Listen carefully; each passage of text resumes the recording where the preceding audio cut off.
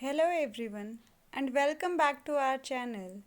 In this video, we will talk about the chapter number 17 of class 11th, that is breathing and exchange of gases.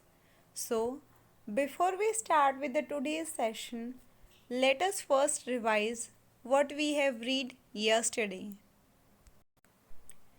In the previous video, we have read about the respiratory volume and the capacities. तो इनमें सबसे पहली कौन सी थी? Tidal volume. Tidal volume क्या होती है? यानी कि कितनी अमाउंट की एयर हम इंस्पायर या फिर एक्सपायर करते हैं नॉर्मल रेस्पिरेशन के टाइम पे. यानी कि जब हम नॉर्मल सांस लेते हैं तो कितनी एयर को हम अंदर लेते हैं और कितने अमाउंट की एयर को हम बाहर निकालते हैं. तो इसकी नॉर्मल वॉल्यूम कितनी होती है? 500 ml.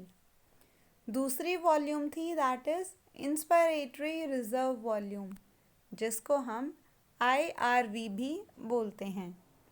क्या होती है ये IRV? कि कितनी एडिशनल अमाउंट की ऑक्सीजन को हम इनहेल कर सकते हैं जब हम एक फोर्सफुल एक्सपायरेशन करते हैं. नॉर्मल कितनी होती है ये? 2500 से लेके 3000 तक की इसकी वॉल्यूम. तीसरी है एक्सपायरेटरी रिजर्व वॉल्यूम, यानी कि कितने अमाउंट की एयर को हम एक्सपायर कर सकते हैं नॉर्मल एक ज़बरदस्ती जब हम एक्सपायरेशन करते हैं.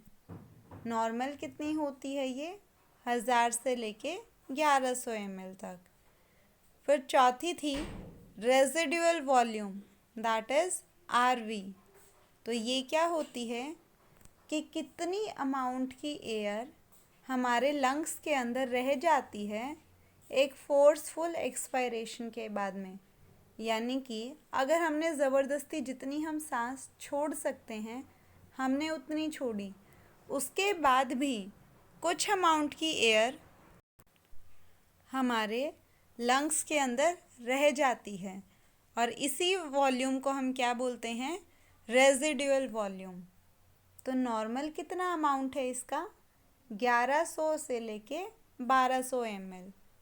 फिर हमने पढ़ा इंस्पायरेटरी कैपेसिटी के बारे में, यानी कि कितनी टोटल वॉल्यूम होगी एयर की एक इंसान सांस ले सकता है जितनी एक नॉर्मल एक्सपायरेशन के बाद में. कि यानी कि हमने नॉर्मली सांस छोड़ी, उसके बाद में हम कितनी एयर को हम अंदर ले सकते हैं अपने, उसको हम बोलते हैं हमारी इंस्पायरेटरी कैपेसिटी. तो इसके अंदर कौन कौन सी चीज़ें इंक्लूड होती हैं? जो टाइडल वॉल्यूम है वो और प्लस इंस्पायरेटरी रिजर्व वॉल्यूम दोनों इसके अंदर ऐड होती हैं. फिर है एक्सपायरेटरी कैपेसिटी. इसका मतलब ये होता है कि कितनी टोटल अमाउंट की वॉल्यूम है वो इंसान एक्सपायर कर सकता है एक नॉर्मल इंस्पायरेशन के बाद में. यानी कि हमने नॉर्मल सांस ली है, उसके बाद में हम कितने अमाउंट की एयर को हमारे शरीर से बाहर निकाल सकते हैं, इसको हम एक्सपायरेटरी कैपेसिटी बोलते हैं. इसके अंदर क्या क्या चीज़ें इंक्लूड होंगी? Tidal volume plus expiratory reserve volume. फिर है फंक्शनल रेजिडुअल कैपेसिटी, जिसको हम FRC से भी डोनेट करते हैं. ये वो कैपेसिटी होती है जो कि कितने वॉल्यूम की जो एयर है वो हमारे लंग्स के अंदर रह जाती है एक नॉर्मल एक्सपायरेशन के बाद में. यानी कि नॉर्मली अगर हम अपने शरीर से सांस छोड़ रहे हैं उस टाइम के बाद भी कितनी अमाउंट की एयर हमारे लंग्स के अंदर रहेगी, उसको हम क्या बोलते हैं? Functional residual capacity. इसके अंदर कौन कौन सी चीज़ें इंक्लूड होंगी? Expiratory reserve volume plus residual volume. जो नेक्स्ट है वो है वाइटल कैपेसिटी, यानी कि कितनी मैक्सिमम अमाउंट की एयर कोई भी एक इंसान अपने शरीर के अंदर ले सकता है एक ज़बरदस्ती एक्सपायरेशन करने के बाद में, यानी कि अगर हम जितनी सांस हम छोड़ सकते हैं हमने वो छोड़ दी, उसके बाद में कितनी अमाउंट की एयर हम अपने लंग्स के अंदर इनहेल कर सकते हैं, उसको हम क्या बोलते हैं, वाइटल कैपेसिटी यानी वीसी। इसके अंदर 3 चीज़ें इंक्लूड होती हैं basically, expiratory reserve volume plus tidal volume plus inspiratory reserve volume, और जो लास्ट है वो है टोटल लंग कैपेसिटी। तो ये क्या होती है कि कितनी टोटल अमाउंट की एयर हमारे लंग्स के अंदर हम ले सकते हैं जब हम ज़बरदस्ती सांस लेते हैं, उसको हम बोलते हैं हमारी टोटल लंग कैपेसिटी। इसके अंदर कौन कौन सी चीज़ें इंक्लूड होंगी, residual volume plus expiratory reserve volume plus tidal volume और इंस्पायरेटरी रिजर्व वॉल्यूम, या फिर अगर जर्नली और कॉमन भाषा में हम बोलें तो vital capacity plus residual volume, दोनों से मिलके क्या बनती है, टोटल लंग कैपेसिटी। अब हम आगे अपने फर्दर नेक्स्ट टॉपिक की तरफ मूव ऑन करते हैं। तो हमारा नेक्स्ट टॉपिक है exchange of gases. Alveoli are the primary site of exchange of gases. तो जो एलोवेलाई है वो हमारी मेन साइट है जहाँ पे गैसेस का एक्सचेंज होता है। The exchange of gases also occur between blood and tissue. इसके अलावा और कहाँ पे जो गैसेस है उसका एक्सचेंज होता है, ब्लड और टिश्यूज़ के बीच में भी जो गैसेस हैं इनका एक्सचेंज होता है। O2 and CO2 are exchanged in these sites by the simple diffusion, mainly based on the pressure और the concentration gradient। तो ये जितना भी ऑक्सीजन का और कार्बन डाइऑक्साइड का एक्सचेंज होगा इन साइट्स के ऊपर, वो किसकी वजह से होता है, प्रेशर ग्रेडियंट की वजह से होता है। ब्लड और टिश्यू के बीच में गैसेस का एक्सचेंज कैसे हो रहा है, यानी कि फॉर एग्जांपल जो ब्लड है, ब्लड के अंदर हीमोग्लोबिन है, हीमोग्लोबिन क्या कैरी कर रहा है, ऑक्सीजन कैरी कर रहा है, यानी कि वो ऑक्सी हीमोग्लोबिन है। तो वो जो ऑक्सी हीमोग्लोबिन होगा वो हीमोग्लोबिन उस ऑक्सीजन को कहाँ पे छोड़ेगा, टिश्यूज़ के अंदर छोड़ेगा, जहाँ पे अलग अलग चीज़ों के लिए, फॉर एग्ज़ाम्पल जो ग्लूकोज है उसके ब्रेकडाउन के लिए वहाँ पे ऑक्सीजन की ज़रूरत पड़ेगी। तो जब ग्लूकोज का ब्रेकडाउन होता है तो उस टाइम पे एंड प्रोडक्ट क्या क्या रिलीज़ होते हैं, CO2 plus H2O plus energy. तो वो जो CO2 बनी है वो क्या है, सेल का वेस्ट प्रोडक्ट है। तो ऑक्सीजन को टिश्यूज़ में छोड़ने के बाद जो ब्लड है वो वहाँ से क्या उठाएगा, CO2 को उठाएगा और जो अगली यानी कि लंग्स है एलोवेलाई तक वापस उसको पहुँचाएगा। तो ऐसे ही ब्लड और टिश्यू के बीच में भी पूरा जो गैसेस का एक्सचेंज है वो होता है। The solubility of the gases as well as the thickness of the membrane involved in diffusion are also some important factors that can affect the rate of diffusion। तो इसके अलावा ये जो पूरा एक्सचेंज हो रहा है वहाँ पे 2 मेन इम्पॉर्टेंट फैक्टर्स हैं जो कि काम करते हैं। सबसे पहला तो क्या है, सॉल्युबिलिटी ऑफ द गैस, यानी कि गैस कितनी सॉल्युबल है जो हमारा ब्लड है उसके साथ में। और जो दूसरा फैक्टर है वो ये है कि वो जो मेम्ब्रेन है डिफ्यूजन की वो कितनी ज़्यादा थिक है। ये 2 मेन इम्पॉर्टेंट फैक्टर्स हैं जो कि रेट ऑफ डिफ्यूजन को डिटरमाइन करते हैं।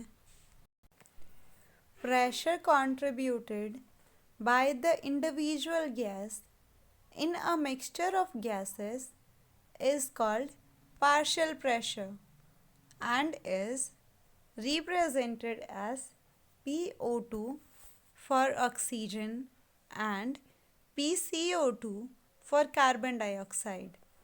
तो कितना प्रेशर है किसी भी गैस का किसी भी एक मिक्सचर ऑफ गैसेस के अंदर, यानी कि जो बहुत सारे ग्रुप ऑफ गैसेस प्रेजेंट हैं उसके अंदर जो एक इंडिविजुअल गैस है वो कितना प्रेशर लगा रही है उसको क्या बोलते हैं? Partial pressure. और इस पार्शियल प्रेशर को हम कैसे रिप्रेजेंट करते हैं? अगर हम ऑक्सीजन की बात करें तो हम उसको PO2 से यानी पार्शियल प्रेशर ऑफ ऑक्सीजन से डिनोट करते हैं।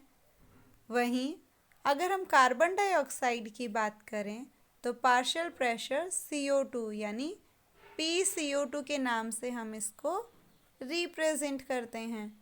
यानी कि P जो वर्ड आगे लगा है वो किस चीज़ के लिए है? पार्शियल प्रेशर के लिए है। The partial pressure of these two gases in the atmospheric air and the two sites of diffusion are given in table 7.1 and in figure 17.3। तो जो पूरा पार्शियल प्रेशर है दोनों गैसेस का यानी कि ऑक्सीजन का और CO2 का एटमॉस्फेरिक एयर के अंदर, वो आपको नीचे बताया हुआ है फिगर के अंदर। The data given in the table clearly indicate the concentration gradient for oxygen from alveoli to blood and blood to tissue. तो जो डेटा दिया हुआ है इस टेबल के अंदर वो ये इंडिकेट करता है कि कितना कॉन्सेंट्रेशन ग्रेडियंट होगा ऑक्सीजन का जब वो एल्वेलाई के अंदर जाएगी, फिर ब्लड से टिश्यूज़ के अंदर जाएगी। जैसे कि इस टेबल में भी दिखाया हुआ है कि ऑक्सीजन की अगर हम बात करें तो एटमॉस्फेरिक एयर के अंदर कितना प्रेशर है इसका? 159। वहीं जब वो एल्वेलाई में जा रही है तो कितना है? 104। अगर डीऑक्सीजनेटेड ब्लड है तो उसके अंदर कितना होगा ऑक्सीजन का? 40 उसका प्रेशर ग्रेडियंट है, पर वो जो कार्बन डाइऑक्साइड है उसके कंपैरिजन में कम है। अगर ऑक्सीजनेटेड ब्लड की बात करें तो उसके अंदर भी ऑक्सीजन का जो पार्शियल प्रेशर है वो ज़्यादा है, और जो टिश्यूज़ में पहुंच रही है तब उसका पार्शियल प्रेशर कितना है? 40 है। यानी कि जिस भी गैस का पार्शियल प्रेशर ज़्यादा होगा वही चीज़ ऑक्सीजन के साथ, वही चीज़ हीमोग्लोबिन के साथ बाइंड करेगी। फॉर एग्ज़ाम्पल अगर हम ऑक्सीजनेटेड ब्लड की बात कर रहे हैं तो वहाँ पे क्या है? जो ऑक्सीजन है उसका प्रेशर कितना है? 95। और जो CO2 है उसका प्रेशर कितना है? 40। तो जो ज़्यादा प्रेशर किसका है? ऑक्सीजन का। तो ऑक्सीजन ने बाइंड किया, इसीलिए ब्लड कैसा बन गया? ऑक्सीजनेटेड। वहीं अगर ऑक्सीजन का पार्शियल प्रेशर 40 है और कार्बन डाइऑक्साइड का 45 है तो कौन सी गैस बाइंड करेगी यहाँ पे? CO2 बाइंड करेगी, और इसीलिए वो ब्लड कौन सा हो जाएगा? डीऑक्सीजनेटेड ब्लड हो जाएगा। Similarly, a gradient is present for CO2 in the opposite direction। वैसे ही अब जब ऑक्सीजन जा रही थी तो कैसे मूव करेगी? पहले जो एटमॉस्फेरिक एयर है वहाँ से वो किसके अंदर मूव करेगी? एल्वेलाई के अंदर मूव करेगी। एल्वेलाई से कहाँ मूव करेगी? ब्लड के अंदर मूव करेगी। और ब्लड से कहाँ मूव करेगी? वो टिश्यूज़ के अंदर मूव करेगी। बट अगर हम CO2 की बात करें तो CO2 के अंदर बिल्कुल अपोजिट होगा इसका। यानी कि जो कहाँ से कहाँ तक होगा? जो सबसे पहले टिश्यूज़ के अंदर होगी कार्बन डाइऑक्साइड, वहाँ से किसके अंदर हो जाएगी? ब्लड के अंदर जाएगी, ब्लड से वो कहाँ पे जाएगी, एलोविलाई के अंदर जाएगी, और एलोविलाई से कहाँ जाएगी, एटमॉस्फेयर में वापस रिलीज आउट हो जाएगी। यही चीज़ यहाँ भी बताई हुई है कि टिश्यू से उसने मूव किया ब्लड में, ब्लड से वो कहाँ गया, एलोविलाई में गया। As the solubility of CO2 is 20 to 25 times higher than that of the CO2, the amount of CO2 that can diffuse through the diffusion membrane per unit difference in the partial pressure is much higher compared to the oxygen. अगर हम CO2 की बात करें तो जो CO2 की solubility है वो ऑक्सीजन की कंपैरिजन में ज़्यादा है। कितनी? 20 से 25% तक वो ज़्यादा है। इसीलिए जो CO2 होगी वो डिफ्यूजन मेम्ब्रेन के थ्रू बहुत ईजीली पास आउट हो जा सकती है। The diffusion membrane is made up of 3 type of cells. अब ये जो डिफ्यूजन मेम्ब्रेन है, हमने अभी तक स्टार्टिंग में बात करी थी कि अगर गैसेस का एक्सचेंज होना है तो उसके लिए 2 फैक्टर काम में आएंगे। एक तो था रेट ऑफ सॉल्युबिलिटी और दूसरा था डिफ्यूजन मेम्ब्रेन। तो हमने सॉल्युबिलिटी की तो बात कर ली, अब हम बात कर रहे हैं हमारे दूसरे फैक्टर की, और दूसरा फैक्टर क्या है, डिफ्यूजन मेम्ब्रेन। तो ये जो डिफ्यूजन मेम्ब्रेन है ये 3 लेयर्स की बनी होती है। पहला है थिन स्क्वैमस एपिथेलियम, और ये कहाँ मौजूद होगी, एलोविलाई के अंदर। दूसरी है एंडोथीलियम ऑफ एलोविलर कैपिलरीज, और तीसरी है बेसमेंट सब, जो कि इन दोनों के बीच में प्रेजेंट होगा। However, its total thickness is much less than a millimeter. पर इनकी जो थिकनेस है वो 1 मिलीमीटर से भी कम है। Therefore, all the factors in our body are favorable for diffusion of O2 from alveoli to tissue and that of CO2 from tissue to alveoli. तो हमारी बॉडी के जितनी भी जो चीज़ें काम कर रही हैं वो सारी किस चीज़ के फेवर में काम करती हैं कि जो ऑक्सीजन है वो कहाँ से करे, एलोविलाई से टिश्यूज़ के अंदर मूव करे, और जो CO2 है वो कहाँ मूव करे, टिश्यू से एलोविलाई के अंदर मूव कर पाए।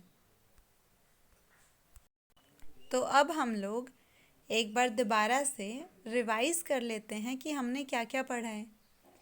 सबसे पहली चीज़ तो हमने क्या पढ़ा है कि गैसेस का एक्सचेंज होता है ब्लड और टिश्यूज़ के बीच में। फिर हमने पढ़ा पार्शियल प्रेशर के बारे में कि कितना प्रेशर एक इंडिविजुअल गैस कंट्रीब्यूट करती है, उसको हम बोलते हैं उसका पार्शियल प्रेशर। ऑक्सीजन के पार्शियल प्रेशर को PO2 से डिनोट करते हैं, और जो कार्बन डाइऑक्साइड का पार्शियल प्रेशर है उसको हम PCO2 से डिनोट करते हैं। जो CO2 और जो ऑक्सीजन का ग्रेडियंट होगा, यानी कि जो पार्शियल प्रेशर होगा, वो अलग अलग होता है। अगर हम CO2 की बात करें तो कहाँ से कहाँ मूव करती है CO2, टिश्यूज से ब्लड में मूव करती है, और ब्लड से फिर एलोविलाई में मूव करती है। वहीं अगर हम ऑक्सीजन की बात करें तो वो एलोविलाई से ब्लड में मूव करेगी और ब्लड से टिश्यूज़ में मूव करेगी। अब जो अमाउंट है डिफ्यूजन का CO2 का डिफ्यूजन मेम्ब्रेन के थ्रू वो ज़्यादा है एज़ कंपेयर टू ऑक्सीजन। क्यों? क्योंकि CO2 की सॉल्युबिलिटी ज़्यादा है। जो डिफ्यूजन मेम्ब्रेन है वो 3 लेयर्स की बनी होती है। पहली है थिन स्क्वैमस एपिथेलियम एलोविलाई की, दूसरी है एंडोथीलियम एल्वेओलर कैपिलरीज की, और तीसरी है बेसमेंट सब्सटेंसेस जो कि इन दोनों के बीच में प्रेजेंट होती हैं।